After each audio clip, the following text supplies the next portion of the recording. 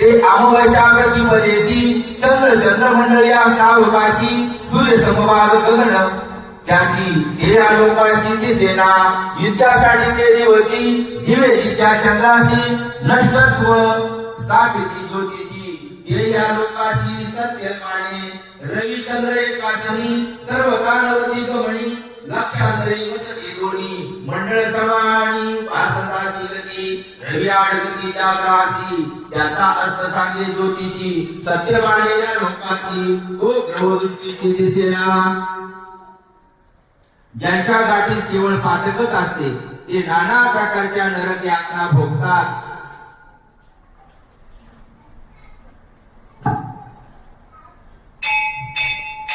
ही त्रिभुवनाची रचना आहे आणि ती ब्रह्मदेवाने केली आहे. उद्धवा, जे सकाळ असतात ज्यांना विरक्ती माहित नसते त्यांना या त्रिभुवनाच्या वर जाता येत नाही. जे माझी भक्ती करत नाही, माझी कीर्ती श्रवण करीत नाही, भवबंध तोडणारे माझे नाम उच्चारित नाही, त्यांना स्वर्ग नरक मृत्यूलोक व अनेक जोनी जन्म प्राप्त होऊन दुःख भोगावे लागते. या त्रिगुणात्मक कर्मात लोक नेहमी गुंतलेले असतात. हे त्रिगुण त्यांना त्रिगुणाच्या बाहेर पडूच देत नाही. याप्रमाणे मी तुला पाताळाची व्यवस्था सांगितली, आता स्वर्गाची रचना सांगतो. तसेच इतर लोकांचे वर्णन करतो.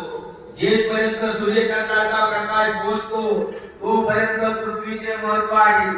खाली पाताळ आणि वर स्वर्ग यात अनेक प्राणी राहतात. ज्या लोकात पायी चालतात तो भूलोक, तेपासून सूर्याच्या अलीकडे भुवर लोक, तेथे यक्ष राक्षस व गंधर्व राहतात. भुवर लोकाच्या वर सूर्यलोक सुरू होतो. पृथ्वीपासून लक्षावधी योजनेवर सूर्यलोक आहे. काळवृत्ती सूत्रधार वायूच्या वेगाने सूर्यचंद्र तारांगण यांना मोठ्या विलक्षण प्रकारे निर्मित असतो. वास्तविक माझ्या भीतीने काल एक क्षण लव निमिष ही अधिक पुन्हा होऊ देत नाही. काळाची गती विलक्षण आहे. एक महिन्याने चंद्र व सूर्य समरेषेत येतात.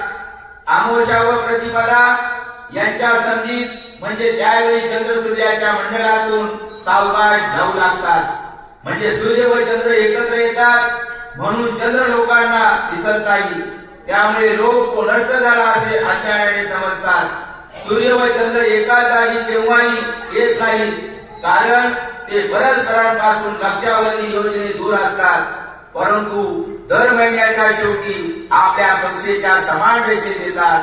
जो ग्रह आपल्या गतीने जात असता सूर्याच्या आड जातो, यावेळी त्या ग्रहाचा अस्त झाला असे ज्योतिषी म्हणतात.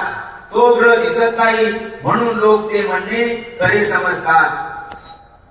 दृष्टी सृष्टीचा जो न्यावो, ज्योतिषी शास्त्र सत्य पावो, न दिसे त्याचा अस्त भावो, दिसे तो पावो पूजिती. अभ्राड ग्रहण झाले, ते केले तेथे पर्व फावले, न दिसे ते देशी नाहीच झाले.